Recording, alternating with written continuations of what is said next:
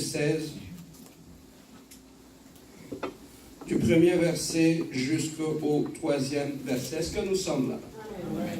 Maman Lydie va lire pour nous. Genèse 16, du premier verset jusqu'au 3e verset, je lis au nom de Jésus. Amen.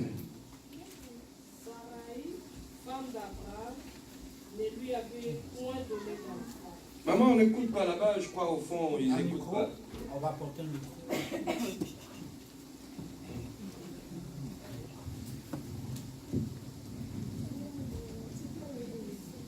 Sarai, femme d'Abraham, ne lui avait point donné d'enfant. Elle avait une servante égyptienne nommée Agar. Et Sarai dit à Abraham, voici l'Éternel m'a rendu stérile. Viens, je te prie, vers ma servante. Peut-être aurais-je par elle des enfants. Abraham écouta la voix de Sarai.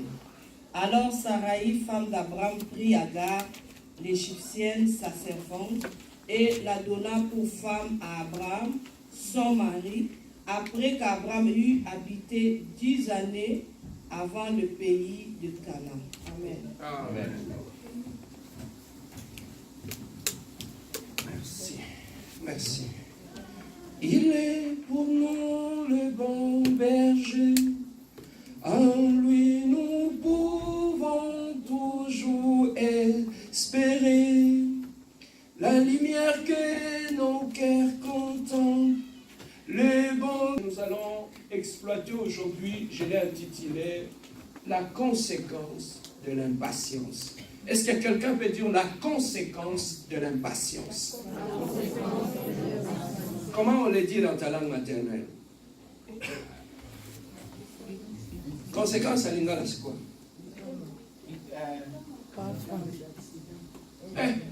Pardon, on va continuer. Continuons, avançons seulement. Amen, hein?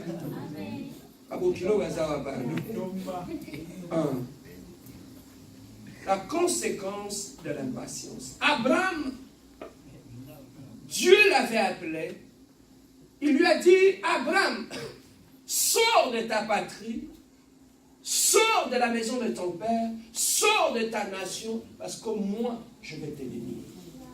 Je vais directement ouvrir une parenthèse pour nous dire que Dieu ne peut pas te bénir si tu ne sors pas de quelque chose. Si tu veux bien aimé que Dieu puisse changer des choses dans ta vie, la première condition, tu dois d'abord être prêt à perdre certaines choses dans ta vie. Si tu n'es pas prêt à perdre certaines choses dans ta vie, dans ton existence, il sera très difficile pour que Dieu puisse changer des choses dans ta vie. Beaucoup de gens vont à l'église, beaucoup de gens prient, beaucoup de gens gênent, mais dans leur cœur, ils ne sont pas prêts à lâcher prise. Il y a des choses dans ta vie sur lesquelles tu es encore accroché. Et ces choses sur lesquelles tu t'accroches empêchent Dieu de changer des choses dans ta vie. Amen. Hein? Lorsque Dieu veut te bénir, il y a des choses qu'il doit d'abord retirer dans ta vie. Voilà pourquoi, bien-aimé, je dis toujours, avant que Dieu ne puisse t'exposer devant les hommes, il commence d'abord par te cacher. Dieu ne peut pas exposer une personne sans l'avoir caché. Avant qu'il puisse exposer David comme roi en Israël, il avait caché d'abord comme berger. Et là, lorsqu'il te cache comme berger, c'est là qu'il va commencer à arracher des choses dans ta vie. C'est là qu'il va commencer à te préparer pour ton élévation. Le problème est que nous ne voulons pas nous cacher. Voilà pourquoi il est difficile pour notre Dieu de nous élever et de nous exposer devant les hommes. Dieu, c'est un Dieu de préparation. Est-ce que quelqu'un peut dire Dieu de préparation? Dieu ne peut pas t'élever sans t'avoir préparé. Or, la période de la préparation, c'est la période qu'on n'aime pas. La période de la préparation, c'est la période qu'on trouve très longue. Dieu a un plan pour ta vie. Est-ce que quelqu'un regarde ton prochain, dis-lui, Dieu a un plan pour ma vie. Bien-aimé, Dieu a un plan pour ta vie. Mais pour exécuter ses plans dans ta vie, Dieu le fera selon lui, pas selon toi. Est-ce que je peux avancer? Amen. Dieu a dit à Abraham, sors de ta patrie, sors de la maison de ton père, parce que moi je vais te bénir. Il lui a dit de sortir de 3 choses. Sors de ta patrie, sors de la maison de ton père, parce que moi je vais te bénir. Pourquoi Dieu lui a demandé de sortir de la maison de son père? Parce qu'il voulait le bénir. Parce qu'Abraham avait grandi dans cette maison.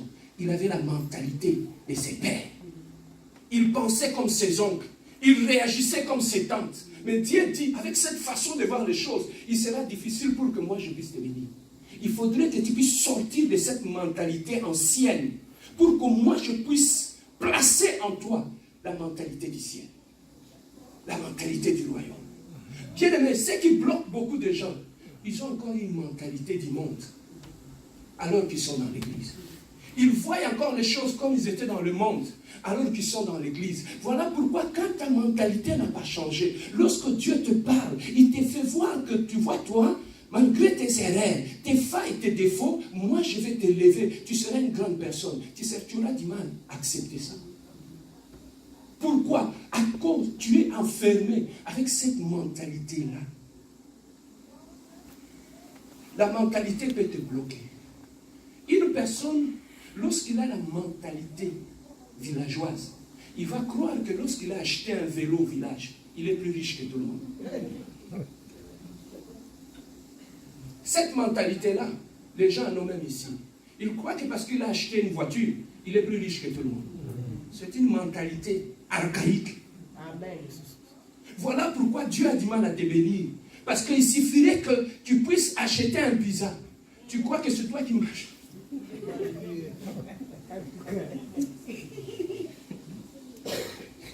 Là, tu t'assois au McDo parce que tu as acheté un Big Mac. Et là, tu commences à regarder les gens comme si. Amen, hein? Amen. Dieu a dit à Abraham, sors de ta patrie, parce que moi, je vais te bénir. Donc, les gens qui viennent de ton pays, ils ont une mentalité. Mais Dieu, pour te bénir, il doit t'arracher cette mentalité-là dans ta tête. Pour que lui puisse te bénir avec la mentalité du royaume. Est-ce que je peux avancer? Amen. Regardez les gens qui viennent, par exemple, du Congo. Ils ont une mentalité là-bas. Pour réussir, il faut que tu écrases l'autre pour que tu puisses monter. Amen. Il faut que tu humilies ton frère pour que tu sois élevé. Amen. C'est cette mentalité-là qui fait en sorte que beaucoup l'ont amené même dans l'œuvre de Dieu. Ils croient que pour être un grand pasteur, il faut qu'il humilie les autres pasteurs.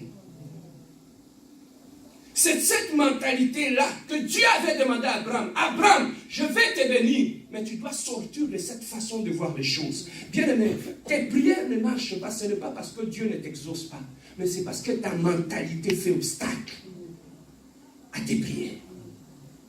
C'est comme ça aussi Gédéon, lorsqu'il était né dans une petite famille, il avait un esprit de petitesse en lui. Il était né dans une famille pauvre, dans une petite famille, et avec tout ça, ça finit par l'enfermer dans une sorte de carcan. Et lorsque Dieu est venu lui dire, petit, tu es un vaillant héros. Il avait du mal à comprendre ça. Pourquoi? Parce qu'il était encore dans la mentalité de sa famille. Il a dit, moi je viens d'une petite famille. Je viens d'une famille pauvre. Mon père n'est pas connu. Ma mère n'est pas connue. Comment toi tu m'appelles vaillant héros? Papa, tu ne sais pas qui Dieu t'appelle. Tu ne sais pas qui Dieu t'appelle. C'est parce que tu es allé au travail, les amis se sont moqués. Ah, regarde-lui, il ne parle pas bien le français. Regarde-lui, il ne s'habille pas bien. Regarde-lui. Alors, tout ça, c'est une prison dans laquelle, bien aimé, ce que les gens disent sur toi, ça peut devenir ta prison. Voilà pourquoi quand tu viens à l'église, on te dit ce que tu es, tu ne comprends pas pourquoi, parce que tu es dans une sorte de prison. Quand ta mère te dit que yo, ça sort pas, tu es bête, tu ne réussiras pas dans la vie, toi tu es fou, tu ne réussiras pas, tu n'es pas intelligent à l'école, c'est une sorte de prison dans laquelle tu t'enfermes. Voilà pourquoi tu dois écouter ces genres de paroles pour briser cette prison et te libérer mentalement. Amen. Beaucoup de gens, ils peuvent apparaître être libres, ils marchent, mais mentalement, ils sont dans une prison. Tu es dans quelle prison? Comment tu te vois? Comment tu vois ta vie? Tu peux être dans la prison de ton erreur du passé. Tu avais commis une erreur dans le passé. Mais cette erreur-là peut devenir ta prison. À chaque fois que tu veux faire quelque chose, tu penses, voilà la bêtise que j'avais faite. Tu sens impuissant. Mais Dieu te demande aujourd'hui de sortir de cette erreur-là. J'entends quelqu'un qui dit, pasteur, je suis libre. Oh, j'entends une femme dire que, pasteur, je suis libre. Il a dit à Abraham, avant que je ne puisse te bénir, tu dois sortir de la maison de ton père. Parce que moi, je vais te bénir. Et pendant ce temps-là, Dieu avait donné beaucoup de promesses à Abraham. Abraham commençait à grandir, il avait les promesses de Dieu. Abraham était content. Dieu m'a donné des promesses, je serai grand, mon nom sera grand, j'aurai une postérité, et Dieu me bénira. Abraham était dans la joie. Vous savez, lorsque Dieu te parle, lorsque Dieu te promet des choses, tu es heureux. Tu te dis, mon avenir est assuré. Parce que ce n'est pas un homme qui a dit ça, mais c'est le Dieu du ciel qui m'a promis toutes ces choses-là. Abraham était dans la joie. Abraham était content. Abraham, peut-être, il adorait Dieu. Il avait la force. Et jusqu'à ce que le jour se passait, l'âge avançait. Jusqu'à ce que Sarah ait plus de 80 ans. Maintenant, ce jour-là, je m'imagine, ils étaient assis dans la chambre. Abraham posait, à sa femme, posait la question. Papa, tu nous avais dit que Dieu t'avait promis, non? Qu'il va te bénir. Il te donnera une grande postérité. Mais c'est moi qui est ta femme. Je viens de passer 3 fois la ménopause. Cet enfant viendra d'où? Abraham, qui avait crié à la promesse, il a commencé à douter. Il a commencé à perdre l'espoir. Lui qui était attaché, lui que Dieu avait parlé, il n'est pas passé par un prophète. Mais Dieu lui a dit face à face, toi, je t'élèverai. Donc il ne pouvait pas avoir de doute que peut-être quelqu'un a changé ou un prophète a changé. Mais ça venait de Dieu lui-même. Il lui a dit, Abraham, je t'élèverai. Mais la femme, ce jour-là, elle a regardé son âge. Elle a regardé comment le temps passait. Elle a vu que non, physiquement parlant, ce n'est plus possible. Bien-aimé, si c'est que Dieu veut accomplir dans ta vie, ton Père peut le faire dans ta vie, il cesse d'être Dieu. Dieu sait ce qu'il fait dans notre vie. C'est ce qu'aucun homme ne peut faire dans notre vie pour que son nom soit glorifié. Voilà pourquoi Dieu peut laisser ta situation pourrir. Dieu peut laisser que cette situation puisse pourrir. Les hommes peuvent intervenir, ton oncle peut intervenir, ta tante peut intervenir, mais la situation va continuer à se pourrir jusqu'à ce que la parole de Dieu va s'accomplir. Il a dit dans sa parole, mon Rédempteur, il est vivant. Il s'élèvera le premier. Il s'élèvera le premier. On l'a bien, amen. Amen. Autant la Bible est. On a dit il s'élèvera le dernier. Tu vois comment je te lis? C'est quoi le livre que tu lis? Hein? Je voulais vérifier si tu lis la Bible. Mon Rédempteur s'élèvera le dernier. Lorsque le Rédempteur ne s'élève pas ensemble avec les hommes, il laisse les hommes s'élever. Il laisse les hommes te promettre. Moi, je ferai ceci. Moi, je te rendrai ceci. Moi, quand tu auras le problème, compte sur moi. Je ferai ceci. Dieu ne peut pas agir lorsque les hommes sont debout dans ta vie. Dieu attendra lorsque tout est fini. La situation est pourrie. Lazare est allé à la tombe. On l'a enterré. C'est là que Jésus arrive. Jésus ne peut pas arriver lorsque Lazare est malade. Jésus arrive toujours lorsque Lazare a commencé à pourrir. Même la famille de Lazare, ils ont dit, papa, n'allez pas là-bas, il sent mauvais. Il a dit, où est mon ami? J'irai là où il est. Il est le Rédempteur. Il te suivra même dans ta tombe. Il est le Rédempteur. Même lorsque les hommes t'abandonneront, lui il sera là. Il laisse que les hommes t'abandonnent. Il laisse que les hommes te critiquent. Les hommes peuvent te critiquer. Tu cries vers Dieu. Tu n'entendras aucune réponse. Les hommes peuvent t'injurier. Tu dis, Seigneur, tu m'as abandonné. Tu n'entendras aucune réponse. Les hommes peuvent t'insulter. Où est son Dieu? Où est son Dieu? Il n'est pas vrai. Il n'a pas Dieu. C'est un péché. Tu peux te mettre dans ta chambre en train de pleurer. Seigneur, on me critique. critique. Seigneur, fais quelque chose. Le Rédempteur ne s'élèvera jamais. Il attendra que la situation puisse se pourrir, que personne ne soit en mesure de te porter secours. Et là, quand il s'élèvera, les témoignages montera dans ton cœur. Il a dit, il ne partage jamais sa gloire avec un homme. Dieu peut t'amener dans une situation. Il laisse pourrir la situation. S'il veut se glorifier dans ta vie. Il laisse la situation pourrir. Parce qu'il veut se glorifier. Bien aimé, lorsque Dieu commence à opérer les changements dans notre vie, si tu ne le sais pas, ça peut paraître comme une malédiction d'Assuré. Les portes vont commencer à se fermer. Dieu va commencer à fermer toutes les portes des hommes dans ta vie. S'il veut se glorifier. Tu vas frapper sur cette porte, elle est fermée. Tu vas frapper là-bas, la porte est fermée. Tu vas frapper ici, la porte est fermée. Jusqu'à ce que tu vas rester seul avec Dieu. C'est à ce moment-là que tu vas commencer à t'enseigner comment avoir confiance en lui. Est-ce que je peux avancer? Sarah, 80 ans. Elle a dépassé l'âge. La ménopause. Il s'est retourné vers son mari. Papa, mais tu avais dit que Dieu t'avait dit, non? Qu'il va nous donner une postérité. Mais l'âge avance. Mais pourquoi on n'a pas cet enfant? Moi, j'ai déjà dépassé. J'ai la ménopause. Peut-être Sarah, si je peux le contextualiser, elle pouvait aller chez le gynéco. Elle rentre. Imagine, toi, tu as 80 ans. Tu dis à un gynécologue, médecin, le gynécologue te dit, maman, c'est fini. Tu as déjà eu des bouffées de chaleur, tu as tout eu, tu as dépassé la ménopause. Donc toi, là, tu n'as plus, tes ovaires ne marchent plus.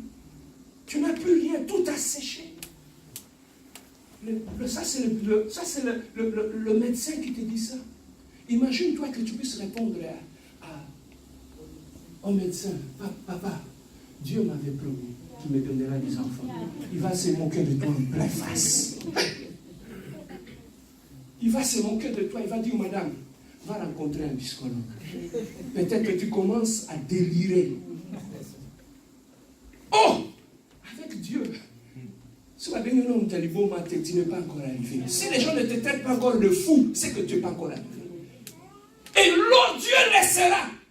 Lorsque tu es abattu, le psychologue te dit, madame, je sais que tu le fais pour te trouver un peu de soutien moral, pour être bien. Mais sache qu'à ton état, tu n'auras plus d'enfant. Et lorsque tu rentres chez toi, sur le bout de chemin, ta foi a chuté jusqu'au pied. Tu n'as plus de foi. Tu perds la foi. Bien aimé, vous savez, les gens du monde, ils peuvent te dire quelque chose et qu'ils vont te toucher là où tu as mal et que tu perds la foi. Tu commences à te poser des questions, est-ce que Dieu existe réellement? Et lorsque Sarah, tu sais ce que j'aime avec Dieu, le même médecin qui t'avait dit que pour toi c'est fini, le jour que Dieu te visitera, il mettra un Isaac dans tes bras. Demande une visite chez lui. Va lui montrer ton Isaac. Va lui montrer ton Isaac. Regarde ton prochain, dis-lui, tu verras mon Isaac. Regarde ton voisin, dis-lui, même s'il ne sourit pas, regarde-le, dis-lui. La moussa, dis-lui, réveille-toi, tu verras mon Isaac. Mais c'est bon, tu verras mon Isaac. Même si la ménopause est là, la ménopause spirituelle est là, tu verras mon Isaac.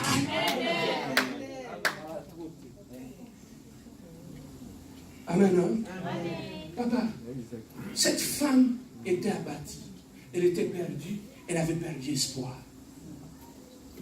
Imagine-toi, elle est rentrée maintenant chez son mari. Je suis allé voir le médecin, il a étudié plus que toi. Il a dit que mes ovaires ne marchent plus. Je ne pourrai plus enfanter. Imagine-toi Abraham qui lui dit, maman, je fais confiance à Dieu. Celui qui avait donné la promesse, même si le jour passe, même si le temps passe, je vais rester fidèle à ce qu'il m'a dit. Même si j'ai été humilié, je vais rester fidèle à ce qu'il m'a dit. Même si les hommes me critiquent, je vais rester fidèle à ce que Dieu m'a dit. Je m'accroche à lui, je m'attache à lui. Sarah dit, papa, tu le dis, hein, tu veux me consoler parce que je suis ta femme. Mais on va essayer quelque chose. Tu vois, Agar, à ce moment-là, Abraham, à cause de la famine, se sont retrouvés chez les Égyptiens. Là où ils sont partis, c'était un pays étranger. Ils adoraient un Dieu qu'eux, ils n'adoraient pas. Et Sarah, tellement qu'elle était vieille, elle a pris une servante qu'on appelait du nom de Agar. Et Agar a commencé à travailler chez eux. Agar, elle était devenue comme quelqu'un de leur famille. Vous savez, à ce moment-là en Israël, quand tu es une femme et que tu n'enfantes pas, c'était une honte pour toi et pour ta famille. Parce que tu es allé en mariage, donner une postérité à cet homme. Mais lorsque tu n'as pas été capable de donner la postérité à cet homme, tu sais humilié. Sarah se sentait humiliée. La pression était là. La pression du monde était là. Les gens parlaient. Bien, mais vous savez, il y a des promesses que Dieu peut te donner. Hein. Quand tu te lèves devant les gens, tu as même honte de le dire aux gens. C'est que Dieu t'avait promis. Les gens vont te regarder. Bien, mais il y a des choses que Dieu peut te dire. Quand lorsque tu le dis aux gens, les gens vont te traiter d'un débile. Ils vont dire, tu es en train de délirer. Mais bien aimé, à ce moment-là, Sarah a dit, non, on va aider Dieu. Comme mon âge avance, pour que les gens de l'extérieur, qui savent que Dieu nous avait donné une promesse, ne se moquent pas de notre Dieu. Papa, on va aider Dieu. Tu vois Agar, personne ne le saura. Ça va se passer ici dans la famille. Personne ne le saura. Prends Agar, mettez-le sur ton lit. Il va te donner un enfant à ma place. Abraham, lui qui était accroché à la promesse, pour satisfaire sa femme, il a dit à Agar, il a donné un enfant. Ils ont eu un enfant qu'on appelle le nom d'Ismaël. Avant même que Agar ne puisse avoir un enfant, lorsqu'elle était tombée enceinte, elle commençait à se sentir comme la rivale de sa patronne. Toi, tu n'étais pas capable de lui donner un enfant. Moi, je suis enceinte. Qu'est-ce que tu vas me dire? C'est toi la bosse? Non, tu n'es pas la bosse. Mais cet enfant que je porte, c'est l'enfant de ton mari. Qu'est-ce que tu vas encore me dire? La bonne est devenue patronne. Dans la maison. Papa, on n'aide pas Dieu. On n'aide pas Dieu. Sarah voulait aider Dieu. Mais en voulant aider Dieu, elle est allée créer un autre problème. Dans son foyer, elle était en paix. Avec son mari, le soir, il s'assoyait, il regardait la télé. Mais il ne pouvait plus. Quand il s'assoyait, il regardait la télé. Encore, il y a des femmes, quand elle est enceinte, mais le ciel va tomber.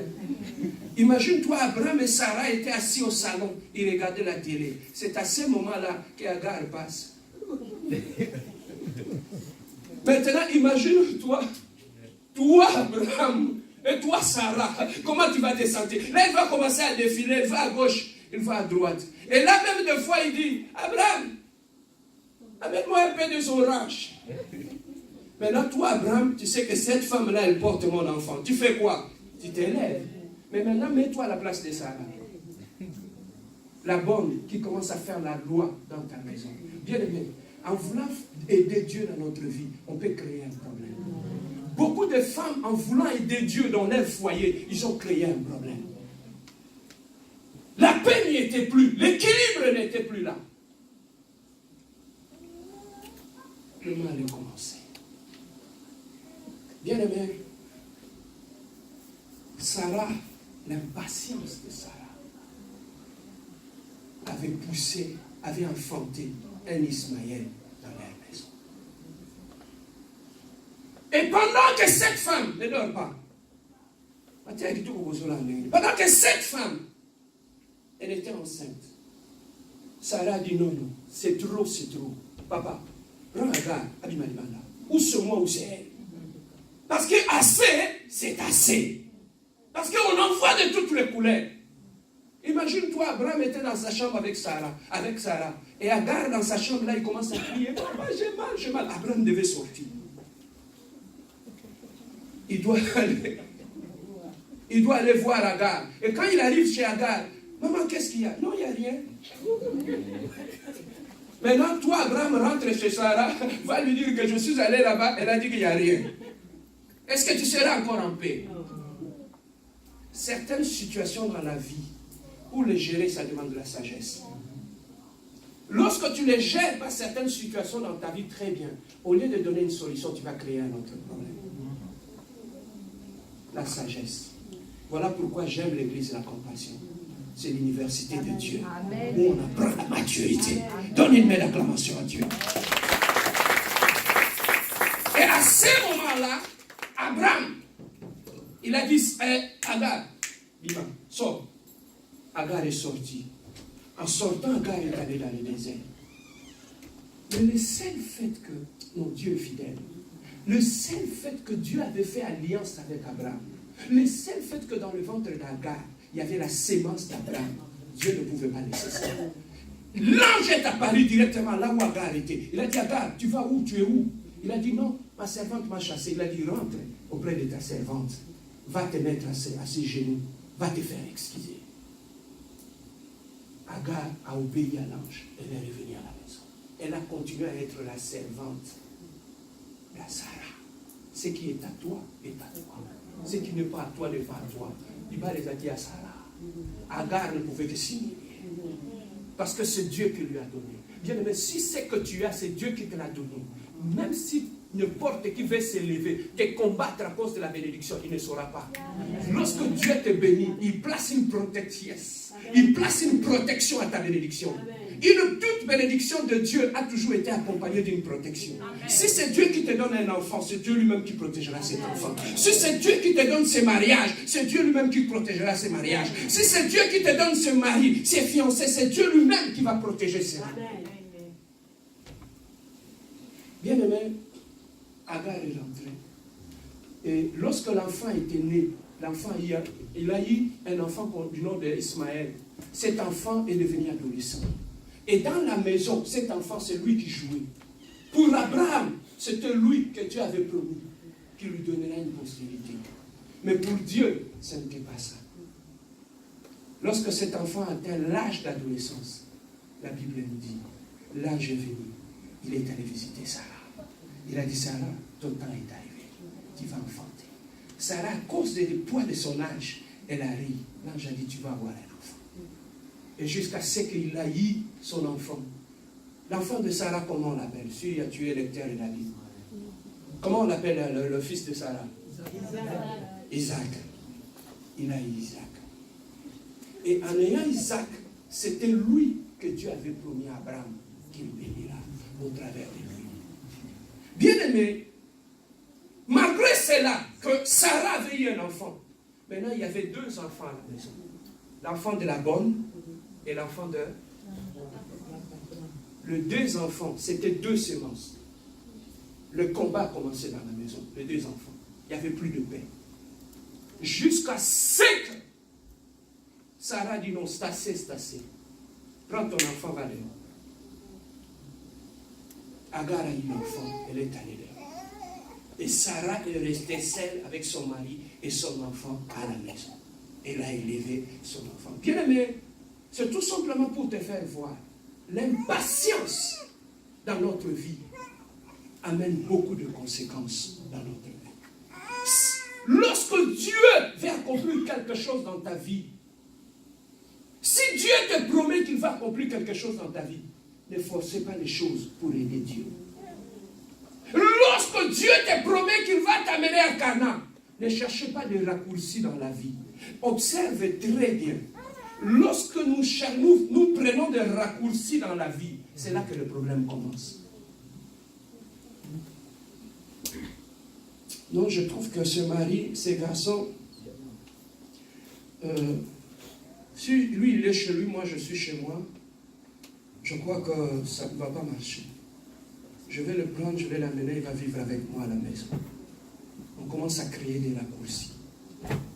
Lorsqu'on crée des raccourcis dans la vie pour fuir le plan de Dieu, c'est là que le problème commence.